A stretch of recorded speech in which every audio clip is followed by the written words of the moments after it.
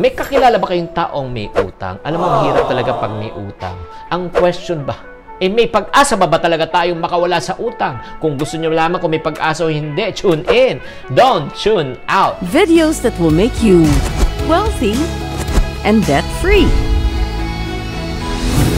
Hi there, this is Ching Kitan, also known as Mr. Ching Positive. Thank you very much for joining this video and thank you very much for subscribing this channel. If you haven't subscribed, do click subscribe. Don't forget to click the bell button. Isama nyo na pati yung all pag may mga bagong videos po, mapapanood nyo po kaagad. Before we start, okay, we just like to thank our sponsors for today.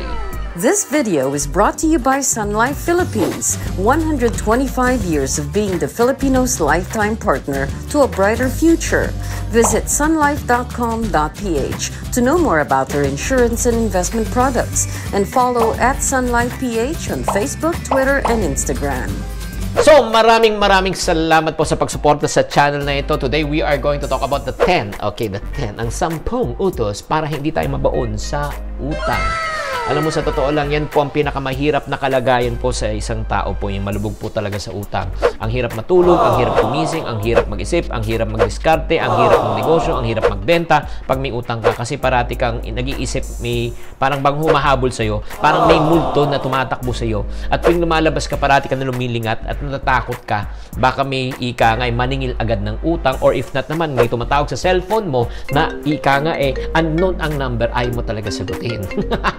And I'm sure, gusto natin pong makalabas. Pero, ito po yung nararamdaman ko. No? Yung alam mo sa minsan sa utang talaga, which I also had a business debt before. Yung pag lalo kang pumipiglas, lalo kang lumulubog, parang nasa loob ng kumunoy. Pero the good news is this, to every problem, there's always a what? Solution. So, ano po yung solution po natin? We're gonna talk about the 10 utos, sa 10 utos, kung paano tayo hindi mabaon sa utang. Ang unang utos number 1 po, iwasan po natin magpa-impress sa ibang tao. Yes. Oo, ika nga hindi tayo pinanganak para magpa-impress ng ibang tao, di ba? Simple ng goal natin sa buhay, gumising, kumain, di ba? Matulog, gumising, kumain, matulog, gumising, kumain, na matulog. Alam mo, sa totoo lang come to think of it, after being locked down for so many months right now, na-realize po natin na napakasimple lang talaga ang buhay po natin. Na hindi tayo kumakain sa labas, hindi tayo bumibili ng mga tinatawag na mamahaling kape, hindi tayo umiinom ng mga gusto natin mga drinks. Pero sa totoo lang, we are okay, di ba? So in other words, we don't need to impress other people. As a matter of fact, ngayon, nasa bahay ka lang, hindi mo nagagamit yung mga sapatos mo, yung mga damit mo, yung mga mamahaling bag mo, wala. Hindi mo talaga kailangan magpa-impress. Life is so simple. Number 2, utos. Para tayo po hindi mabaon sa utang, mag-ipon at wag lang puro gastos. Yes. Siguraduhin po natin na may ipon tayo para sa ating kinabukasan. We are saving for our future. That's the reason why ang priority po dapat natin is income minus savings equivalent to what we call as expense. Pag sumweldo po, ang unang dapat natin i-prioritize muna ipagtatabi at pagsusubi. Diba? Tigom, mga kabalo. Pero wag naman panay gasta ng gasta, gastos ng gastos. Hindi porket naman gusto mo, bibilin mo agad. Ang priority ulit again is what? Savings, hindi gastos. Number 3, pangatlong utos para hindi tayo mabaon sa utang, iwasan mainggit sa ibang tao. Tatandaan po, hindi porket meron ng iba, di ba? Dapat meron ka rin. Wala.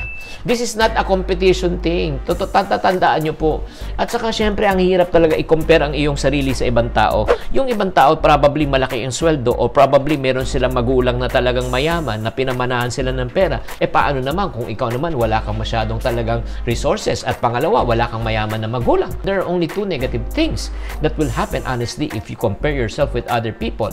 Number 1, you'll be proud because you're ahead of other people. Number 2, you'll be sad and disappointed because others are way below you. Di ba? Yayabang ka naman. Tama o mali? Kaya nga, ask yourself, my friends, at the end of the day, did you do your best? Let's say you did your best, but your best wasn't good enough. So here we are, back we were before. Just once, can you find a way to find? Wag na. Di ba? Ay, nako. Talaga pag kino-compare mo talaga sarili mo, mapapa-just once ka. Just once. Let's go to number 4 na utos para tayo hindi mabaon sa utang. Alisin po natin sa buhay natin ang mga luho. Ay, nako. Kapag inuna mo ang iyong luho, tiyak ang ending ay luluha ka. Totoo yun, ha? Huwag muna natin yung bilhin yung mga gusto natin sa buhay na hindi naman talaga natin kailangan.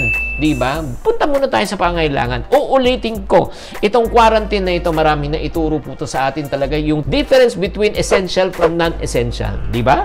Totoo lang. Diba? Ngayon, naintindihan po natin na hindi natin kailangan talaga mag-travel. Oh, wala pang taong namamatay dahil hindi nakapagbakasyon. Tama. Oh, imagine mo, 100 plus days na tayo, buhay pa rin tayong lahat. So, hindi totoo yan na talagang kawawa ka. Hindi talaga totoo yan. Pag hindi ka nakapag-travel, ay talagang wala na mangyayari sa buhay mo. Tama? Let's go to number 5, utos para hindi tayo mabaon sa utang. Maghanap ng extra income. Yes! Yes po. Kasi siyempre, sa panahon ngayon, na-realize din po natin na napakahalaga pala na hindi lang palang iisang source ng income natin. Pag iisa lang source ng income natin, ano mangyari? Pag nagkaroon ulit ng ganito, di ba? Kaya pwede natin pong gawin, maghanap po tayo ng pagkakataon na kumita. At pinakamagandang pagkakataon na kumita ngayon sa panahon ngayon ay mag-online selling. Mag-online selling at mag-online selling. Yun lang po. Di ba? Grabe, be creative right now. Let's go to number 6 na utos para po tayo ay hindi mabaon sa utang. Iwasan mangutang uli kapag hindi ka pabayad. You don't borrow another set of money in order for you to pay, di ba? Another person. Hindi dapat ginagawang bisyo ang mga pangungutang at pagbabayad. Kasi minsan kumukuha tayo dito kay A para magbayad tayo kay B. Kumukuha tayo kay C, pambayad kay A and B. Di ba? Wag! Alam mo ang nangyayari dyan? Pagka ikaw po ay nangungutang para ikaw ay magbayad muli, alam mo, para kang humuhukay ng palalim at darating ang panahon, hindi ka na makakalabas sa sobrang lalim. Let's go to number 7. Number 7 pong utos para hindi tayo mabaon sa utang. Huwag makisabay ng lifestyle sa mga kaibigan. Oo. In other words, di ba, kung hindi mo kaya kung ano yung lifestyle, huwag kang talagang lumevel up sa kanila. Maging totoo ka sa sarili mo, iwasan mo magpanggap. Tingnan po naman natin. Magkano yung sweldo niya, magkano yung sweldo mo? Ang sweldo niya, 100,000 naman. Ang sweldo mo, 15,000. Kung ano kakainin niya, kakainin mo. Kung saan siya pupunta ka. Kasi gusto mo lang yung company niya. Alam mo, totoo lang. This is one thing I've learned in life. Diba? May kasabihan sila sa English. Do not keep up with the Jonases. Sino ba sa mga Jonases na yan? Diba? In other words, kung hindi natin talagang kaya, matuto tayong magpakatotoo at magpakumbaba. Let's go to number 8 na utos para hindi tayo mabaon sa utang. Maging kontento po at mamuhay ng simple. Ika nga, wag maging sobrang mapaghangad. Okay lang na mangarap ng malaki, pero pag hindi pa panahon, wag pipilitin. Diba?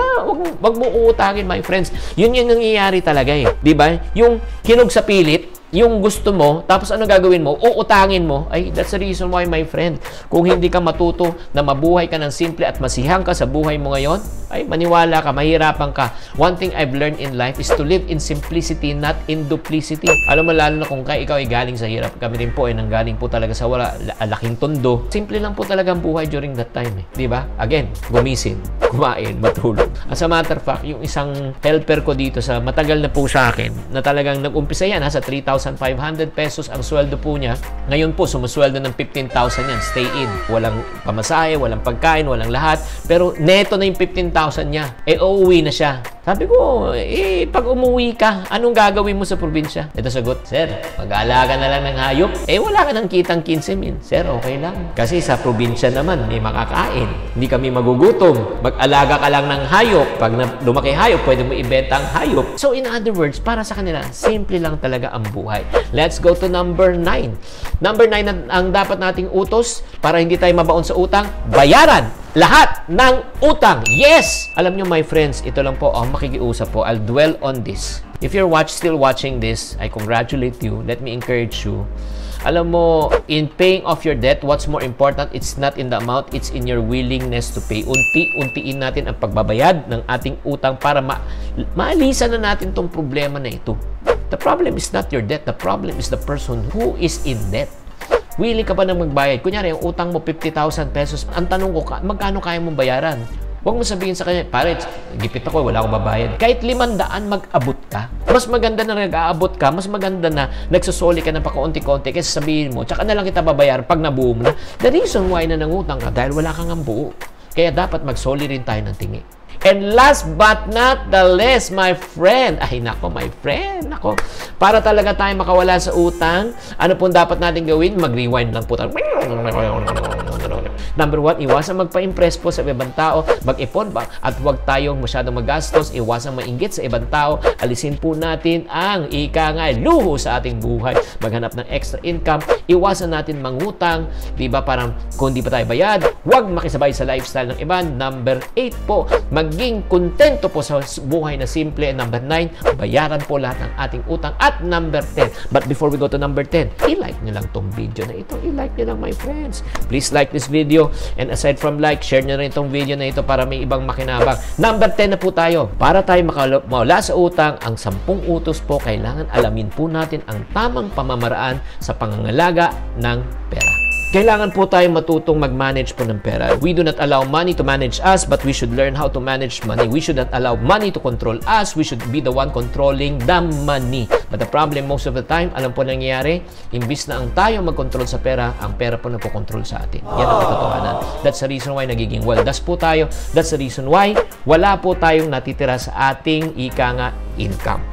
But before, we end this video, again, magpapasalamat po tayo sa ating sponsor. Huwag kayong mawawala. Panoorin po natin ang kanilang huling paalala po. Let's watch this.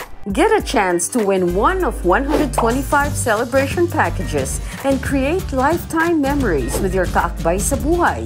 Email phil-marketing@sunlife.com with the subject 125th Celebration Promo to know more about the promo.